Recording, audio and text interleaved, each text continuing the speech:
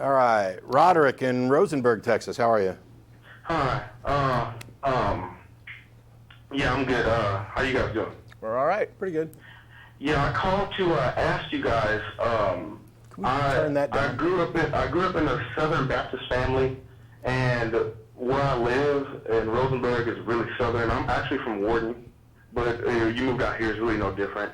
And my parents really grew up that way, and I've been raised that way. I'm a musician. I was raised in the church. That's how I play.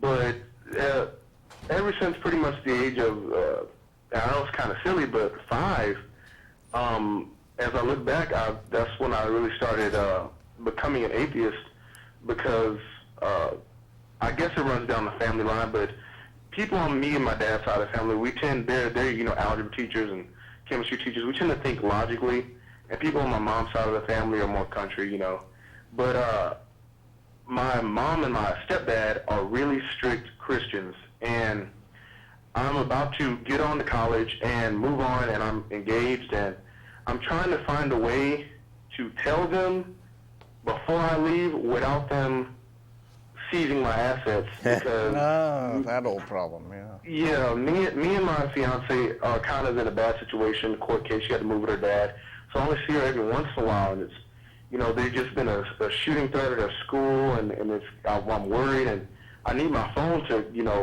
keep in communication with her, and I'm a musician, I need my instruments, I'm an artist, I need my, and they... Why do you feel the need to tell them? Yeah, I would suggest... Why do you feel the need to tell them? Don't tell them right now. That would probably be the best policy. This is not the time. I mean, you have a lot of serious things going on, and you're right. I mean, if you lost assets and lost support that you need right now to get through some very real-world issues that you're in the midst of, deal with those first. There will come a time to out yourself to your family, but it doesn't sound like now is it. Yeah, and which is, I would kind of say, okay, I actually dealt with the same question from somebody else the other day after the Blog Goddess podcast, which was,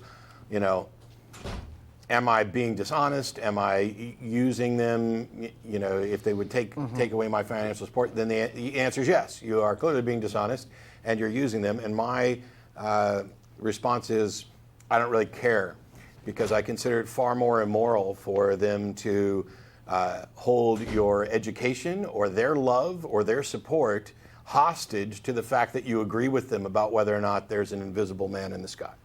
Yeah, and I think about it all the time, and it also goes into, I'm in high school, it also goes into school, and I'm in football, and I hate football. I want to be a professional wrestler, but my parents are making me play football, so I have to deal with that. And on top of that, me, with the exception of another dude, he's trying to choose whether he's an atheist. I don't know. He's confused, but everybody's like a Christian, and the coaches are like really fundamentalist, and I have to deal with it before every football game. They pray, and my mom also works at the school, and my stepdad works at the junior high right next to it. So there was times where people have asked me, why don't you believe in God? And I've tried different religions. Satanism was a big one with them, but it bleeds out to my parents, and they found out kind of before. But we've had many arguments, and I've kind of held them to believe that I'm still a Christian, even though I have really never been one.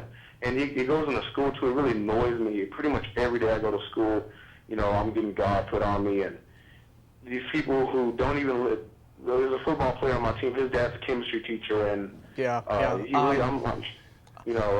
telling you, the very thing that your dad is teaching almost disproves, what you're believing. But not even that. They don't even take the time to study it. We've had debates in the locker room.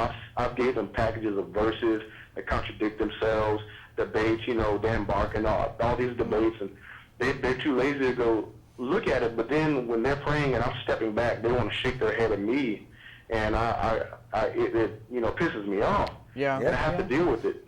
Yeah, it sucks, but high school sucks for any number of reasons. Yeah, that's just one of them.